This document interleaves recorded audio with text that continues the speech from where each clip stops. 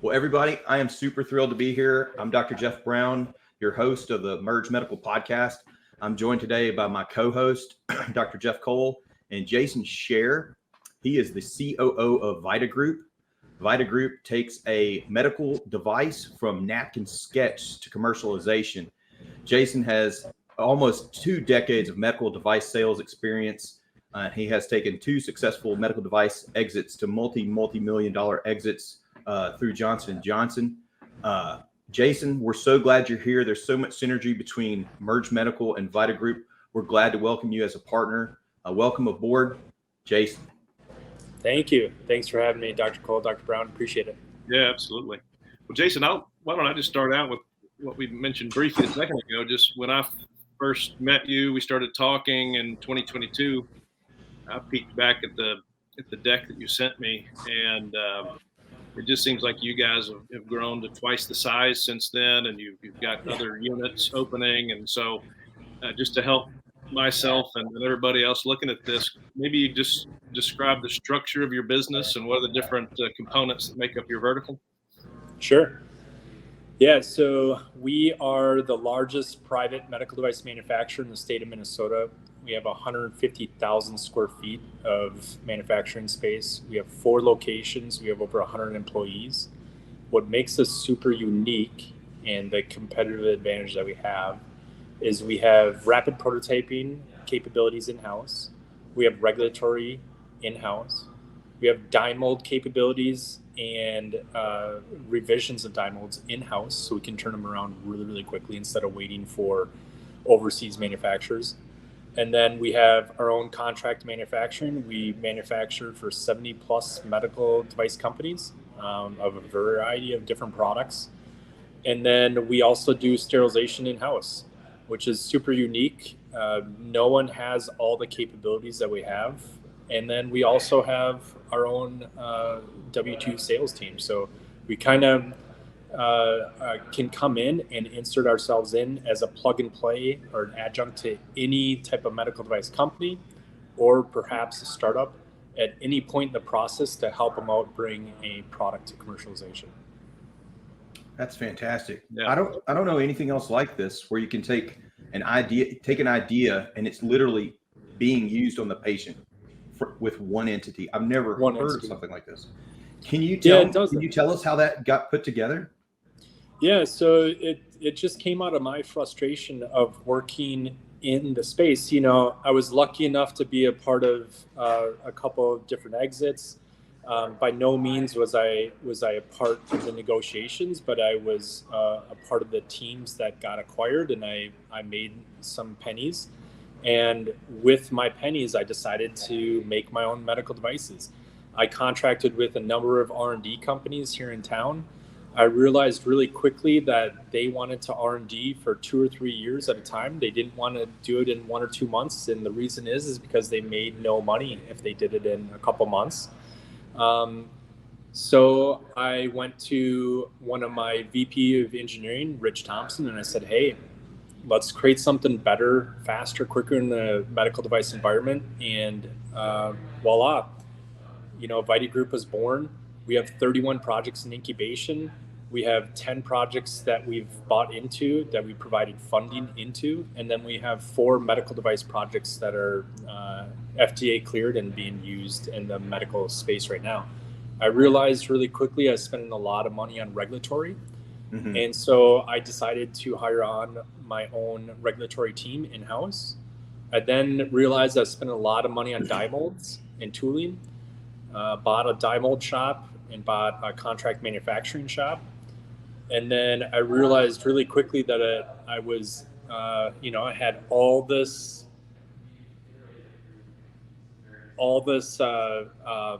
inventory and all this product made. And I was beholden to the sterilization houses within Minnesota. And so I decided to spend a couple mil and, acquire my own sterilization. So now everything can be done in-house. Don't need to wait on anyone. And literally our, Vita Group has been born out of pure pain, suffering, and frustration of working with other people. That's a simple fact of it is. Yeah, that's great. Well, I remember some discussion around that physician who's got a great idea. It's on a napkin, and where does he turn? Yep. And you talking about how you guys really don't intend to make a lot of profit at that stage, which I think is very unique. It's very Yeah. compelling, and for somebody who might be prepared to put quite a bit of money into a project, they love not to spend every dime they've got on that first regulatory piece. So, can you describe how that Yep. works? Yeah, so what we pride ourselves on the beginning phases of getting people to that quick decision if this medical device is going to be a great device. So our medical device incubation period is a 5-month process. We charge $5,000 to $10,000 per month. For those 5 months, we meet weekly. Our goal in-house is to provide a slide deck every single week, to provide a video or pictures every single week, and to provide rapid prototypes every single week. That doesn't exist right now with other R&D firms, and we pride ourselves on offering that. In the 5 months, what does the inventor or physician get? They get IP, so they get patent analysis. They get a COGS analysis. They get regulatory analysis. They get rapid prototypes every single week. And then we bundle it all up into a nice business plan. And the point is that we give them all 5 of these things into their business plan that then they can decide and make the informed decision of saying, hey, this is something here. I'd like to pursue this and make a company out of this. Or perhaps, you know what, it's not worth it. Thank you for doing my rapid prototype. I learned enough about the business, and it perhaps just doesn't make sense. So we provide a very cost-efficient way of realizing a physician's dream. So I want to make sure I understand. It sounds so. I'm an anesthesiologist, and every anesthesiologist has some type of airway device in their head. Always. All of us. In fact, we're working on one now with another company. I could come to you and say, Jason, I've got this idea. I'm not going to spend more than $50,000 to determine if this is going to work, or give me an idea if it's going to work. And I'm going to have IP, prototypes, and a business plan. Is that accurate? Yeah, we will do just a small caveat there. So with the IP analysis, we won't give you the IP. We'll let the physician file their own IP. The IP will be owned by the physician. That's super important from our aspect. You guys want to protect the IP from your perspective. From our perspective, we'll give you our patent attorney. Does a lot of litigation in the market, and he will provide an aggressive patent analysis and a defensive patent analysis, meaning perhaps you should consider going on a couple of aggressive patents where you're perhaps missing, or perhaps on the defensive end. But yeah, to your what you just described, 100%. We will provide this nice little package for you of what we can, what we IP, COGS, regulatory, rapid prototyping, and a business plan to you. If you're already down the pathway, let's say that you're already down to phase 2 or phase 3, we have physicians come to us all the time that say, hey, we've gotten as far as what we think. We're looking at a contract manufacturer now. Someone needs to make our device. And so we'll pick up and at that point in time in the project's development cycle, and we'll provide a proposal if need be at that point. And just for those that are listening that may have an idea, I can't stress enough how important it is to do the proper patent search before you spend money, because companies will file patents on something they've not spent anything on. And I've literally seen it happen. And I've helped with some patent searches on some other companies I'm involved with, and you'll see them develop patents on things they haven't developed. And sadly, companies go and spend hundreds of thousands of dollars. Then the company shows up and says, hey, I've got a patent on this, and you're in infringement of my patent. So it's very important that you do this. I've never seen anything like what you've got. It's remarkable. I can't wait to unpack all of it. That's fascinating. It really is. Yeah. Yeah. And from the patent perspective, if I may jump in quick, Dr. Cole, I mean, the patent perspective is a lot of the times, we have, we'll have doctors come to us all the time and they'll say, hey, should I file a patent first or should I go through development? Mm-hmm. I'll give you a story of my own pain and suffering first before we go through anyone else, because that's what I can talk to very easily. I decided that I had a great idea, great invention. I filed the patent, paid the $14,000. I then started paying the $2,000 per country. I started paying all the other fees, right? You add up, it gets to be $150,000 plus of dollars, right? That you pay out the door. And we get all the way to manufacturing, right? Get all the way to our DFM files, design for manufacturing files. Okay. We realize we can't make the thing. It's impossible. Like, we can't make it the way that I have my patent, right? Wow. So then what we had to do, I go back to my patent attorney and I say, hey, what do I do now? And he's like, oh, you have to file a new patent. Mm-hmm. And so I, can speak to my personal pain and suffering that I've had to pay the patent fees twice now for one particular product. So there is a lesson learned there. It's not always beneficial to file your patent right away, because you might discover stuff along the way that either there's a new way of doing it, a better way of doing it, new materials, new sciences, or perhaps there's new manufacturing methods. Good advice. Yeah, it's great. It's great. Well, it's nice to hear that you can be a plug and play company for other smaller incubators and people that may have ideas at different stages, where they can hop in wherever it makes sense.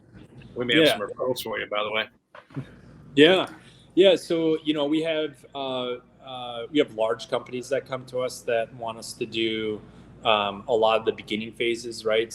Phase 0 and phase 1, a lot of concept development, a lot of rapid prototyping.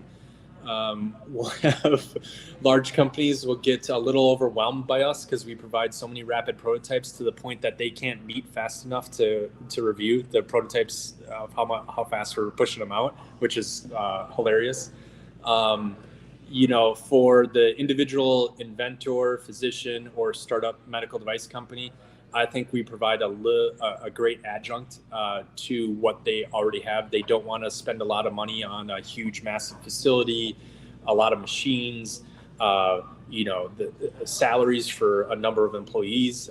So we can be a really nice plug and play that's very reasonable, and again, it can be really fast. Well, I want to know a little bit more about you personally, Jason. I've got your some of your material here. All I know is that you're this awesome, successful guy with 20 years successful medical startup experience, and we're glad we're talking to you. So tell us about you a little bit. Yeah, I grew up in a small house in White Bear Lake. I was the oldest, go figure, of 3 brothers and a sister. My dad is a retired police officer. My mom worked for the state of Minnesota. Very humble background. I remember having to pay for my own hockey skates growing up here in Minnesota. Mm-hmm. I then was very successful in hockey and soccer. I ended up getting a soccer scholarship, if you will, to a small private Christian college called Gustavus Adolphus here in Minnesota. I was the president of my fraternity. I was the president of our ultimate Frisbee team. And then right after college, what was super cool is my wife, or my girlfriend at that time, my wife and I moved to Colorado to be ski bums. Nice. I decided to work for Abercrombie & Fitch as an assistant store manager. I decided in Boulder, which was an experience in itself. I can only tell you the PC side of that. I worked for United Airlines, traveling quite a bit in my younger. And then I had a really defining moment in my career. I met these guys out for cocktails, and they were rolling up in very nice vehicles. And I asked them what they did for a living, and they said they worked in medical device. And so I told them I wanted to be doing what they did. After a year and a half of trying to get into the medical device field from United Airlines, it was very, very difficult. I finally got the awesome opportunity from a gentleman, Steve Sullivan, out of Arizona. And he's like, yeah, I have a job for you, but you're not going to like the location. I'm a Minnesota boy. I'm from the north. I like my woods and lakes, minus mosquitoes. But he's like, hey, you can move to Tucson, Arizona. And I was like, well, no one else is giving me a job. I'll take it. Moved down there, had 7 different product lines, was really successful. Got the opportunity a couple years later to move up to Colorado again. Was there for 6 years, super successful. And then I got the opportunity to move. Olympus had bought out Gyrus ACMI at that point in time when I was in Colorado. And I got the opportunity to move up to northern New England. And the project that I was privy to be a part of is they were going to make me the first multi-rep in the country where I had surgical endoscopy, I had energy, and I got options to sell a bunch of other divisions. What was super cool about that is I did very, very well for myself and got to run a small team, moved back to Minnesota, and then our CEO passed away, unfortunately, from a bee sting. Oh, wow. And it's just super unfortunate. Luke Calcraft, great guy. Spent some time with him in Puerto Rico, with him and his family. But yeah, great guy. And unfortunately, with his passing away, all of upper management changed. At that point in time, I decided to go and find something else. I was a decade at Olympus. It's time to find something else. And I was approached by a really cool group of guys that they went into struggling medical device companies.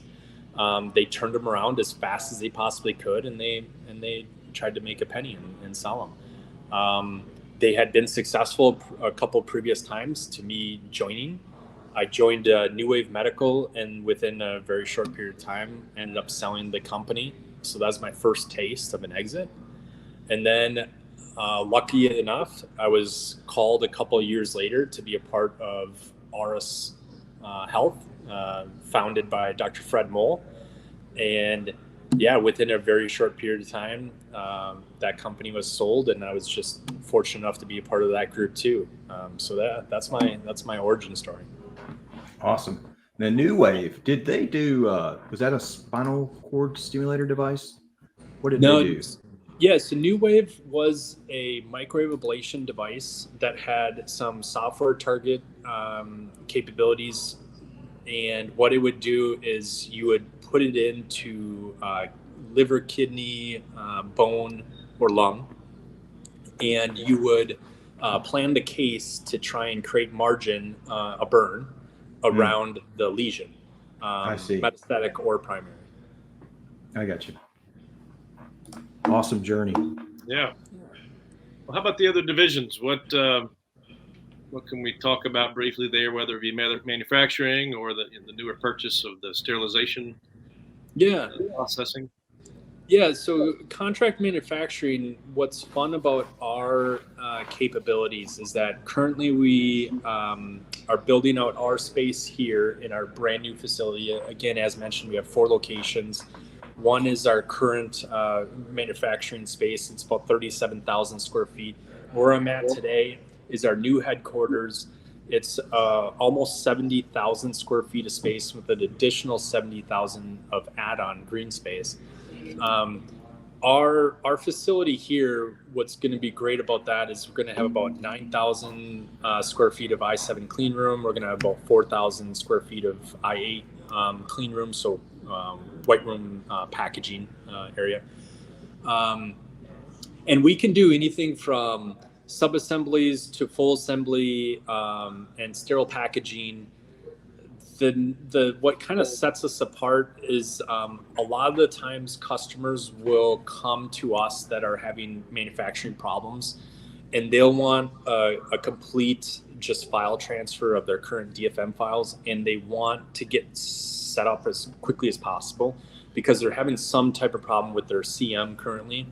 So what we can do is that we can take on that file, and with our team, we can turn around to create production ready product in about 30 days to 60 days. Why are we so quick and why are we so fast? We do have an abundant amount of engineers on staff that can jump right in, that can be a part of the process. We have our owners that are very much a part of the process. When I was going through other contract manufacturers in town here, the biggest problem I'd have all the time is the owners would tell me X, Y, and Z. Well, then it would start going down the production process and it would take forever. And the owner wasn't involved in the production process, which was a huge problem when you actually start talking about the brass tacks of how it's being made. With us, we're on the production floor. I mean, for our V2 product that we came out with in July, I literally spent 4 weekends in a row over on the production floor trying to get our V2 product out on the market. So yeah, we're fully engaged. All of us spend time, as much as time as we possibly can, in surgery, on the production floor, and with rapid prototyping. There's a lot of disconnect. If you ask a lot of engineers, hey, when was the last time that you're in surgery? They'll tell you, a couple years, 3 years. With us, our team goes into surgery all the time. It's very, very important for us. Yeah. And so you said, I think you had 30 different things in your pipeline, 31. Yep. You've given us, looks like 6 different pictures and graphs of current projects. It would be really nice if you could do a brief overview. I see the Stingray here, the Breca device, if I'm saying that correctly. If we could go through each of those briefly, because you've given us some fantastic graphics, and it looks like something, each one of those would be something all of us would want to know more about. And like I say, I'd like to go back through, maybe do a podcast for each of those, or 2 at a time or something. Yeah. But if we could go through each of those, that would be fantastic. Wherever you'd like to start, you've got Stingray up here as your first one you sent us. Got it. So Stingray is from an inventor that had a unique concept where he wanted a low COGS type of device that would be a contact-free, meaning providing a highway or a transportation highway for the implant into the cavity. So this device is a Stingray sheet, if you will. And you fold the tail and you fold the 2 wings, and it provides a nice little highway path for the implant into the dissection cavity. The Breca device is a device that's internal. That's a device that was designed and developed by myself and a couple of my partners. The device has handles on it. It's able to be cut in half. And then you have one for the left side of the patient and one for the right side of the patient. The nice thing about that device is that you can open up the handles and then you can pour in the implant into that device. Really providing, again, contact-free and a way to handle very large implants. The next device that we have that we're... Jason? Yeah, go for it. I'm trying to picture, like, as an orthopedist, I'm trying to picture pouring implants. What would you be pouring in there? Got a hammer and get them in. So what are we talking about? We talking about general surgery? We talking about plastics? We talking about plastics? Yeah. Okay. Yeah. Okay. Yeah. So like a typical breast aug type of case, or perhaps a buttocks implant or a calf implant. Yeah. Okay. I'm with you now. Yeah, sorry about that. So a typical plastics, cosmetics type of procedures. Okay. Yep. The other devices that we have up here is we have an Orchid device, which is a autologous fat grafting device that orthopods, plastics could use. The nice thing about the Orchid device is that it can be used in an office setting.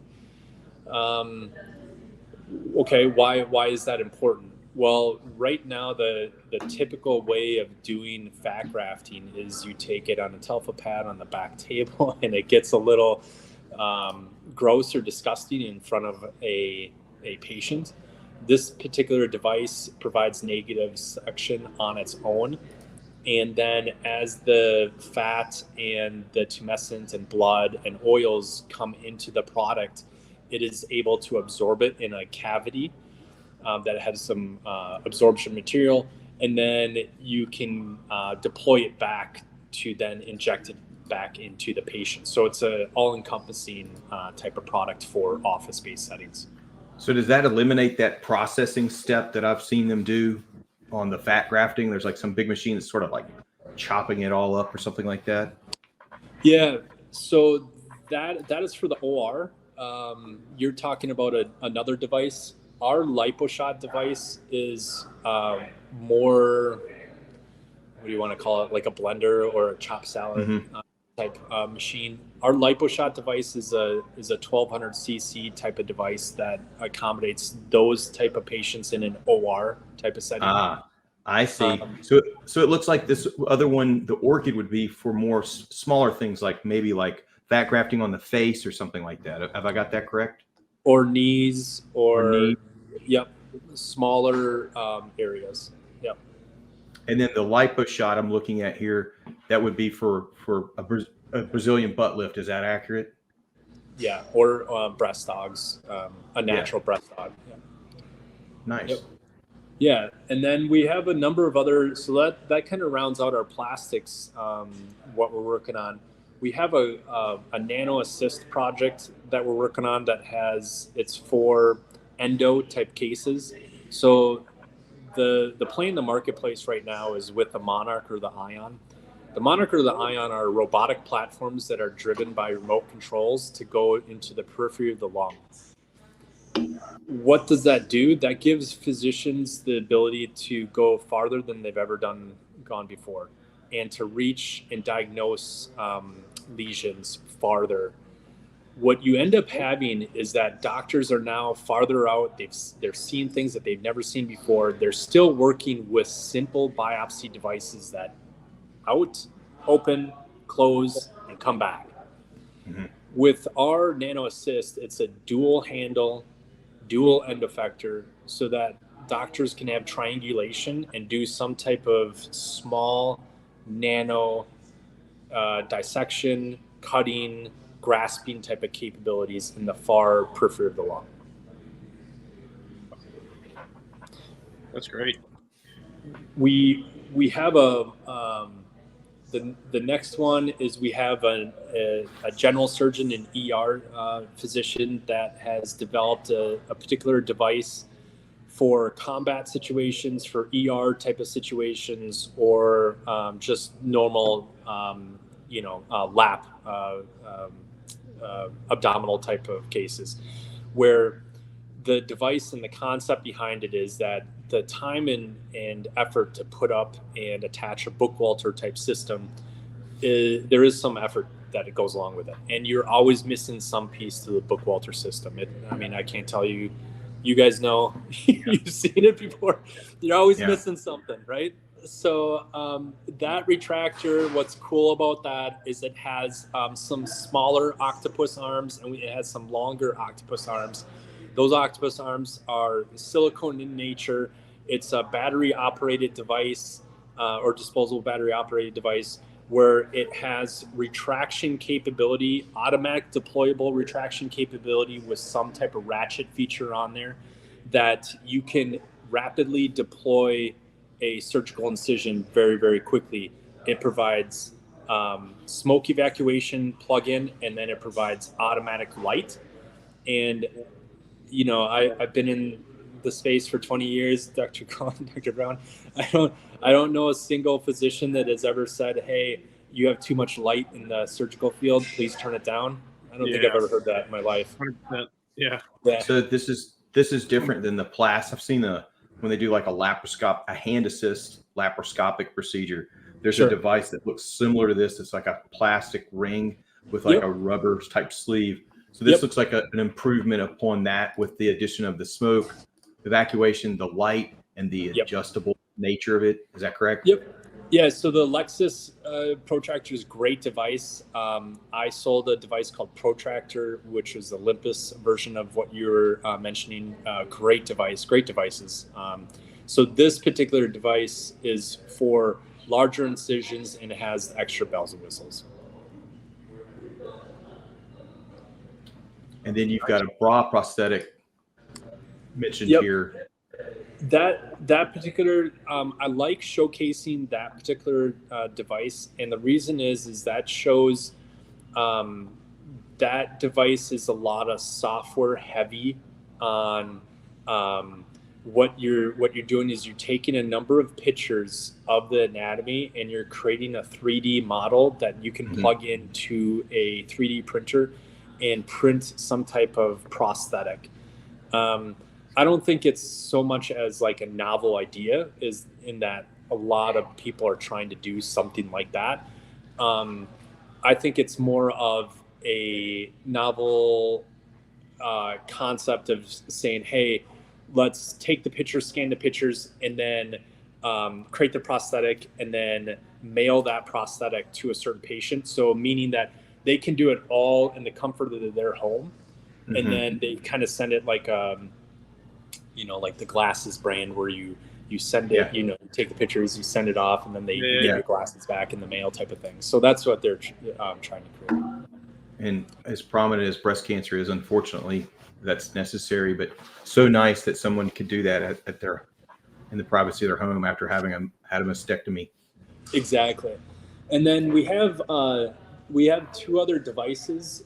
We have a really cool device that's still in development that is an internal device. What internal development meaning that, we sit around here, we mess around with various things quite often. And so we were messing around with some devices and we were just, spitballing, and we said to each other, well, why can't we take all 5 of these devices and put it into a suction tip?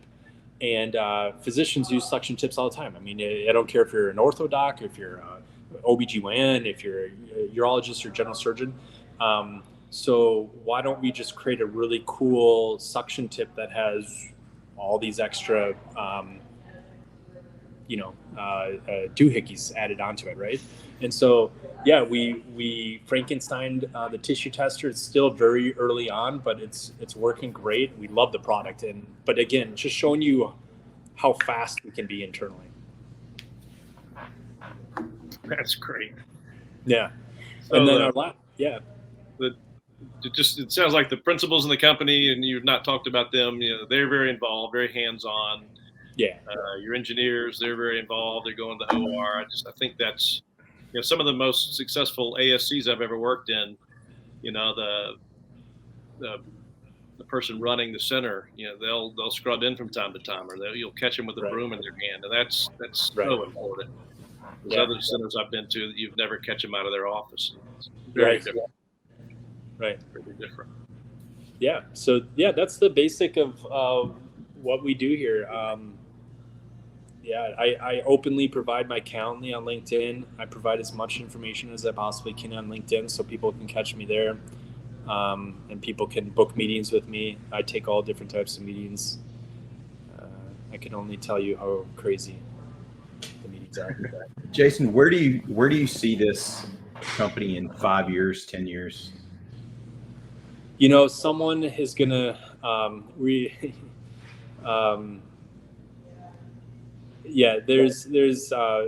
someone's going to really want to have this. Apparently, right? Yeah. You going to sell it? Without getting into too much detail, we are entertaining a couple of offers right now. I don't know. Perhaps. Yeah. We'll see. Well, you got something very valuable. Had some offers before, perhaps. It seems like we talked, but you decided to push the gas on growth, which you've done. And I think growth, you get to a point where you build something, such a huge, massive behemoth that it's providing such a value in the marketplace that you get to a point where you kind of have to decide, like, is how much money is enough, right? What we do is we'll have edited this and let our team look at the podcast, and then in a private forum, we decide what to invest in. You're a little bit different because you're not looking for an investment in Vita Group, but you'd be looking for an investment in your individual projects. So that's what we would need to do, don't you think, Jeff? I do, and I think, Jason, you have a group of investors that I think have invested in your projects. I think you guys typically put some money in these projects.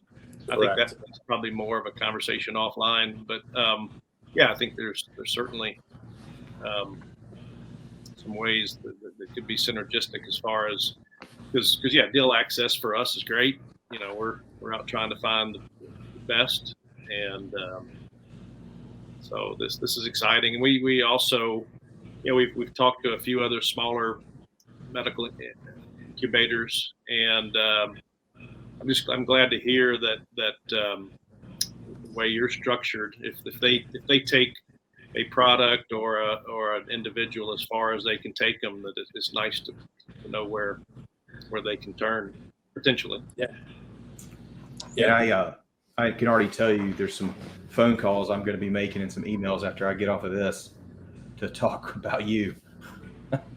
We just interviewed a guy earlier this week. You're going to want to talk to him, Phil Sales with Sumate Technologies. They have a technology that they call set mapping for your trays, for your spinal instruments or your orthopedic instruments. And they use a device that is the size of a piece of glitter that maps your tray. It uses a laser interface, and when the tech picks up the screw, the plate, whatever it is, at point of care, it catalogs that device being removed and used for the patient, scans a database for recall, for expiration, interfaces with the EMR, and does the billing at the same time. So they're in the angel phase, but somebody's going to buy them, and whoever buys them is going to have a competitive advantage over Stryker or J&J or whoever doesn't have this, because their system will save hospitals millions of dollars, improve patient care.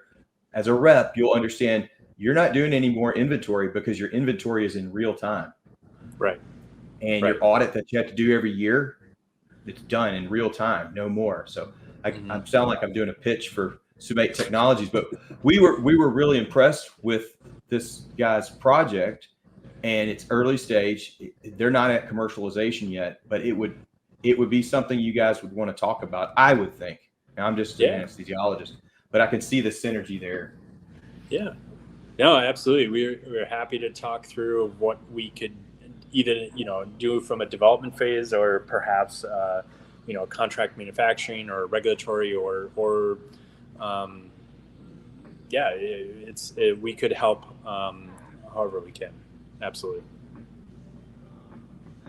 So John Boone has got some interesting things going. You may not be able to speak to that. I don't know how far along it is, but the camera in the ear deal, I can probably say that much at least, can I?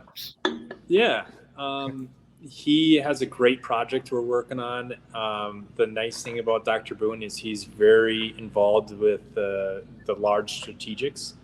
And so, from our end, it's great because we get that upfront access to the large players in the marketplace. And what's good, I can say this about Dr. Boone, is that he's coming up with devices that provide an impact for the patients immediately, right? So he's seeing in the future of what needs to be done, and then he's coming up with devices that are meeting some of the future technology that's coming out, which is really important. That's some of our projects are the exact same way. Like, for example, Nano Assist is the exact same. We I was part of the robotics that were going to frontiers that were never done before, and we were creating a device to meet the new technology that's out in the marketplace. It's the same thing for Dr. Boone. He sees where it's going, and he's creating devices for those next futuristic devices that are coming on the marketplace, which is awesome. I mean, you're kind of ahead of the curve. Well, Jason, I'm really glad we've talked. I think Vita Group checks all the boxes for us. I mean, the things you're doing help patients, they help physicians, they improve efficiency, they reduce cost, and improve patient care.